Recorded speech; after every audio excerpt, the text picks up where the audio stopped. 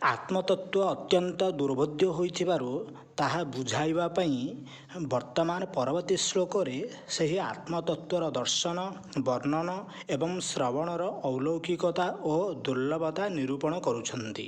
ଭଗବାନ କହୁଛନ୍ତି, ମନ୍ତ୍ର ଆଶ୍ଚର୍ଯ୍ୟବତ୍ ପଶ୍ୟତି କଶ୍ଚିଦେନ ମାଶ୍ଚର୍ଯ୍ୟବତ୍ ବଦତି ତଥୈବ ଚାନ୍ୟଃ ଆଶ୍ଚର୍ଯ୍ୟବच्ଚୈନମନ୍ୟଃ ଶୃଣୋତି ଶ୍ରୁତ୍ୱାପ୍ୟେନଂ ବେଦ ନ ଚୈବ କଶ୍ଚିତ୍। ଅର୍ଥାତ୍ କୌଣସି ଜଣେ ମହାପୁରୁଷ ହିଁ ଏହି ଆତ୍ମାକୁ ଆଶ୍ଚର୍ଯ୍ୟ ପରି ଦେଖନ୍ତି ଏବଂ ସେହିପରି ଅନ୍ୟ କେହି ମହାପୁରୁଷ ଏହାର ତତ୍ତ୍ୱକୁ ଆଶ୍ଚର୍ଯ୍ୟ ପରି ବର୍ଣ୍ଣନା କରନ୍ତି ତଥା ଅନ୍ୟ କେହି ଅଧିକାରୀ ପୁରୁଷ ଏହାକୁ ଆଶ୍ଚର୍ଯ୍ୟ ପରି ଶୁଣନ୍ତି ଏବଂ କେହି କେହି ଶୁଣି ମଧ୍ୟ ଏହାକୁ ଜାଣିପାରନ୍ତି ନାହିଁ।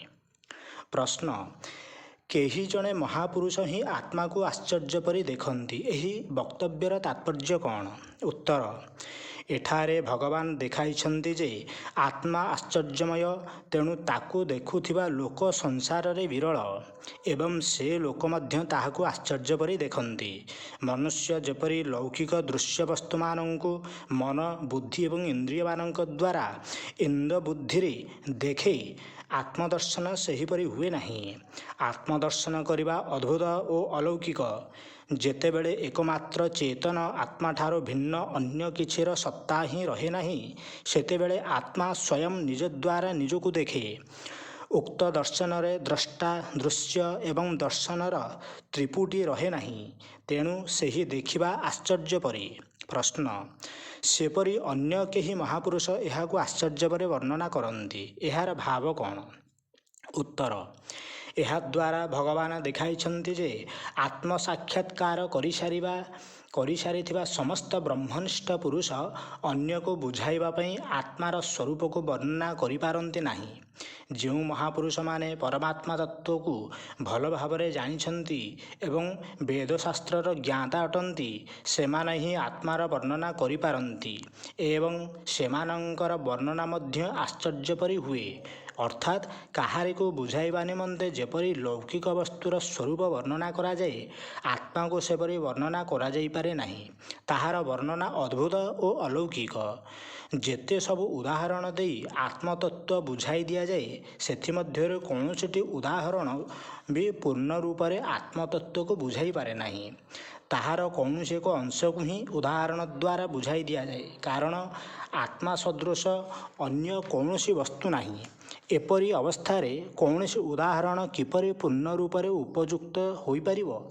ତଥାପି ବିଧିମୁଖ ଓ ନିଷେଧମୁଖ ଆଦି ବହୁ ଆଶ୍ଚର୍ଯ୍ୟମୟ ସଂକେତ ଦ୍ୱାରା ମହାପୁରୁଷମାନେ ତାହାକୁ ଲକ୍ଷ୍ୟ କରାନ୍ତି। ଏହା ହିଁ ସେମାନଙ୍କର ଆଶ୍ଚର୍ଯ୍ୟ ପରି ବର୍ଣ୍ଣନା କରିବା। ବାସ୍ତବରେ ଆତ୍ମା ବାଣୀର ଅବିଷୟ ହୋଇଥିବାରୁ ସ୍ପଷ୍ଟ ଶବ୍ଦରେ ତାହାର ବର୍ଣ୍ଣନା କରାଯାଇପାରିବ ନାହିଁ। ପ୍ରଶ୍ନ, ଅନ୍ୟ କେହି ଅଧିକାରୀ ଏହାକୁ ଆଶ୍ଚର୍ଯ୍ୟ ପରି ଶୁଣନ୍ତି, ଏହି କଥାର ତାତ୍ପର୍ଯ୍ୟ କ'ଣ? ଉତ୍ତର, ଏପରି କହି ଭଗବାନ ଦେଖାଇଛନ୍ତି ଯେ ଏହି ଆତ୍ମାର ବର୍ଣ୍ଣନା ଶୁଣୁଥିବା ପୁରୁଷ ବି କୌଣସି ଜଣେ ସଦାଚାରୀ, ଶୁଦ୍ଧଚିତ୍ତ, ଶ୍ରଦ୍ଧାଳୁ ଏବଂ ଆସ୍ତିକ ବିରଳ ପୁରୁଷ ହୋଇଥାନ୍ତି ଏବଂ ତାଙ୍କର ଶୁଣିବା ମଧ୍ୟ ଆଶ୍ଚର୍ଯ୍ୟ ପରି। ଅର୍ଥାତ୍ ଯେଉଁ ପଦାର୍ଥକୁ ସେ ପ୍ରଥମେ ସତ୍ୟ, ସୁଖରୂପ ଏବଂ ରମଣୀୟ ବୋଲି ବୁଝିଥିଲେ ତଥା ଯେଉଁ ଶରୀରାଦିକୁ ସେ ନିଜର ସ୍ୱରୂପ ବୋଲି ମନେ କରିଥିଲେ, ସେହି ସମସ୍ତକୁ ଅନିତ୍ୟ, ନାଶବାନ, ଦୁଃଖରୂପ ଏବଂ ଜଡ଼ ତଥା ଆତ୍ମା ସେ ସବୁଠାରୁ ସର୍ବଥା ବିଲକ୍ଷଣ ବୋଲି ଶୁଣି ତାଙ୍କୁ ବଡ଼ ଆଶ୍ଚର୍ଯ୍ୟ ଲାଗେ। କାରଣ ସେହି ତତ୍ତ୍ୱ ପ୍ରଥମରୁ କେବେ ସେ ଶୁଣି ନଥିଲେ କି କେବେ ବୁଝି ନଥିଲେ ତଥା କୌଣସି ବି ଲୌକିକ ବସ୍ତୁ ସହିତ ତାହାର କୌଣସି ପ୍ରକାର ତୁଳନା ନଥାଏ। ଏହିସବୁ କାରଣରୁ ତାହା ତାଙ୍କୁ ବିଶେଷ ଅଦ୍ଭୁତ ବୋଲି ମନେ ହୁଏ। ତେଣୁ ସେ ଉକ୍ତ ତତ୍ତ୍ୱକୁ ଅତ୍ୟନ୍ତ ତନ୍ମୟ ହୋଇ ଶୁଣିବାକୁ ଲାଗନ୍ତି ଏବଂ ଶୁଣି ମୁଗ୍ଧ ହୋଇଯାଆନ୍ତି। ତାଙ୍କର ବୃତ୍ତିମାନେ ଅନ୍ୟ ଆଡ଼କୁ ଯାଆନ୍ତି ନାହିଁ। ଏହା ହିଁ ତାଙ୍କର ଆଶ୍ଚର୍ଯ୍ୟ ପରି ଶୁଣିବା। ପ୍ରଶ୍ନ, କେହି କେହି ଶୁଣି ମଧ୍ୟ ଏହାକୁ ଜାଣିପାରନ୍ତି ନାହିଁ, ଏହି ବାକ୍ୟର ଅଭିପ୍ରାୟ କ'ଣ? ଉତ୍ତର ଏଠାରେ ଭଗବାନ ଦେଖାଇଛନ୍ତି ଯେ ଯାହାଙ୍କର ଅନ୍ତଃକରଣରେ ପୂର୍ଣ୍ଣ ଶ୍ରଦ୍ଧା ଓ ଆସ୍ତିକ ଭାବ ନଥାଏ, ଯାହାଙ୍କର ବୁଦ୍ଧି ଶୁଦ୍ଧ ଏବଂ ସୂକ୍ଷ୍ମ ହୋଇନଥାଏ, ସେପରି ମନୁଷ୍ୟମାନେ ଏହି ଆତ୍ମତତ୍ତ୍ୱକୁ ଶୁଣି ମଧ୍ୟ ସଂଶୟ ଓ ବିପରୀତ ଭାବାନୁ ହେତୁ ଏହାର ସ୍ୱରୂପକୁ ଯଥାର୍ଥ ଭାବରେ ବୁଝିପାରନ୍ତି ନାହିଁ। ଅତଏବ ଅନଧିକାରୀମାନଙ୍କ ପକ୍ଷରେ ଏହି ଆତ୍ମତତ୍ତ୍ୱ ବୁଝିପାରିବା ଅତ୍ୟନ୍ତ ଦୁର୍ଲଭ। ପ୍ରଶ୍ନ, ଆଶ୍ଚର୍ଯ୍ୟ ପଦଟି ଏଠାରେ ଆତ୍ମାର ବିଶେଷଣ ନା ତାହାକୁ ଦେଖିବାକୁ, ଶୁଣୁଥିବା ଓ ବର୍ଣ୍ଣନା କରୁଥିବା ଲୋକଙ୍କ ବିଶେଷଣ ନା ତାହାକୁ ଦେଖିବା, ବର୍ଣ୍ଣନା କରିବା, ଶୁଣିବା ଆଦି କ୍ରିୟାମାନଙ୍କର ବିଶେଷଣ? ଉତ୍ତର ଆଶ୍ଚର୍ଯ୍ୟ ପଦଟି ଏଠାରେ ଦେଖିବା, ଶୁଣିବା ଆଦି କ୍ରିୟାମାନଙ୍କର ବିଶେଷଣ। କ୍ରିୟା ବିଶେଷଣ ହୋଇଥିବାରୁ ତାହାର ଭାବ କର୍ତ୍ତା ଓ କର୍ମରେ ସ୍ୱତଃ ଆସିଯାଏ। ସମ୍ବନ୍ଧ ଏପରି ଭାବରେ ଆତ୍ମତତ୍ତ୍ୱର ଦର୍ଶନ, ବର୍ଣ୍ଣନ ଏବଂ ଶ୍ରବଣର ଅଲୌକିକତା ଏବଂ ଦୁର୍ଲଭତା ପ୍ରତିପାଦନ କଲେ। ବର୍ତ୍ତମାନ ଆତ୍ମା ନିତ୍ୟ ଅବଧ୍ୟ, ଏଣୁ କୌଣସି ବି ପ୍ରାଣୀଙ୍କ ପାଇଁ ଶୋକ କରିବା ଉଚିତ ନୁହେଁ। ଏହା କହିବାକୁ ଯାଇ ଭଗବାନ ସାଂଖ୍ୟଯୋଗ ପ୍ରକରଣର ଉପସଂହାର କରୁଛନ୍ତି।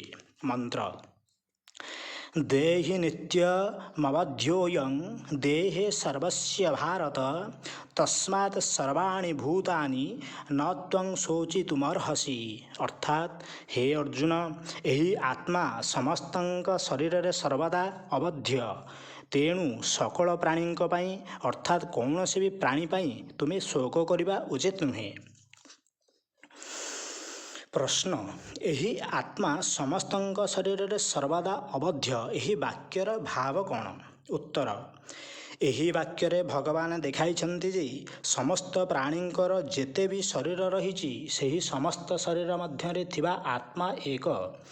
ଶରୀର ଭେଦରେ ଅଜ୍ଞାନ ହେତୁ ଆତ୍ମାରେ ଭେଦ ପ୍ରତୀତ ହୋଇଥାଏ। ବାସ୍ତବରେ ଭେଦ ନାହିଁ ଏବଂ ସେହି ଆତ୍ମା ସର୍ବଦା ଅବଧ୍ୟ। ତାହାକୁ କେବେ କେହି କୌଣସି ଉପାୟରେ ନାଶ କରିପାରିବେ ନାହିଁ। ପ୍ରଶ୍ନ, ତେଣୁ କୌଣସି ପ୍ରାଣୀଙ୍କ ପାଇଁ ତୁମେ ଶୋକ କରିବା ଉଚିତ ନୁହେଁ, ଏହି ବାକ୍ୟର ତାତ୍ପର୍ଯ୍ୟ କ'ଣ? ଉତ୍ତର ଏହି ବାକ୍ୟରେ ହେତୁବାଚକ ତସ୍ମାତ୍ ପଦ ପ୍ରୟୋଗ କରି ଭଗବାନ ଦେଖାଇଛନ୍ତି, ଏହି ପ୍ରକରଣରେ ଭଲ ଭାବରେ ସିଦ୍ଧ ହୋଇଯାଇଛି ଯେ ଆତ୍ମା ସର୍ବଦା ଅବିନାଶୀ, ତାହାକୁ କେହି କେବେ ନାଶ କରିପାରିବେ ନାହିଁ। ଏଣୁ ତୁମେ କୌଣସି ବି ପ୍ରାଣୀଙ୍କ ପାଇଁ ଶୋକ କରିବା ଅନୁଚିତ। କାରଣ ଯେହେତୁ କୌଣସି କାଳରେ କୌଣସି ଉପାୟରେ ଆତ୍ମାର ନାଶ ହୋଇପାରିବ ନାହିଁ, ତେଣୁ ତାହା ପାଇଁ ଶୋକ କରିବାର ଅବକାଶ ଆଉ କେଉଁଠୁ ଆସିଲା? ଅତଏବ ତୁମେ କାହାରି ନାଶର ଆଶଙ୍କାରେ ଶୋକ ନ କରି ଯୁଦ୍ଧ ପାଇଁ ପ୍ରସ୍ତୁତ ହୋଇଯାଅ। ସମ୍ବନ୍ଧ ଏପର୍ଯ୍ୟନ୍ତ ଭଗବାନ ସାଂଖ୍ୟଯୋଗ ଅନୁସାରେ ଅନେକ ଯୁକ୍ତି ଦେଇ ନିତ୍ୟ, ଶୁଦ୍ଧ, ବୁଦ୍ଧ, ସମ, ନିର୍ବିକାର ଓ ଅକର୍ତ୍ତା ଆତ୍ମାର ଏକତ୍ୱ, ନିତ୍ୟତ୍ୱ, ଅବିନାଶୀତ୍ୱ ଆଦି ପ୍ରତିପାଦନ କରିଛନ୍ତି ତଥା ଶରୀରକୁ ବିନାଶଶୀଳ ବୋଲି କହି ଆତ୍ମା ବା ଶରୀର ପାଇଁ ଅଥବା ଶରୀର ଏବଂ ଆତ୍ମାର ବିୟୋଗ ପାଇଁ ଶୋକ କରିବା ଅନୁଚିତ ବୋଲି ସିଦ୍ଧ କରିଛନ୍ତି।